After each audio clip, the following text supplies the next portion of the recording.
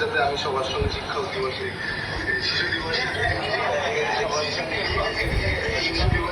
সবার সঙ্গে একসঙ্গে মানে সেলিব্রেট করতে পারছি।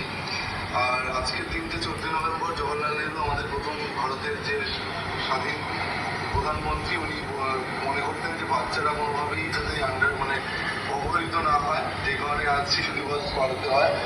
আর আমিও মনে করি প্রত্যেকটা আমাদের সবার মনটাকেও সেই ছোটদের মধ্যেই রাখা উচিত। বাচ্চাদের মধ্যে 3টি গুণ রয়েছে: পিওরিটি, সিম্পলিসিটি, ইনোসেন্স। কিন্তু বয়স বাড়ার সঙ্গে সঙ্গে এগুলো আমাদের থেকে দূরত্ব বাড়িয়ে নেয়। কিন্তু মনটাকে কখনোই বয়সের সঙ্গে সঙ্গে যাতে মনের যাতে কখনো বয়স না হয় সেদিকে খেয়াল রাখবো। সবারই জন্মদিন এরকম হয়ে থাকে, তো এই ব্যাপারগুলো আমার খুবই ভালো লাগে। আর আমিও লেডিজার কোম্পানি একটা পার্ট হতে পেরে যথেষ্টই ভালো ফিল করছি।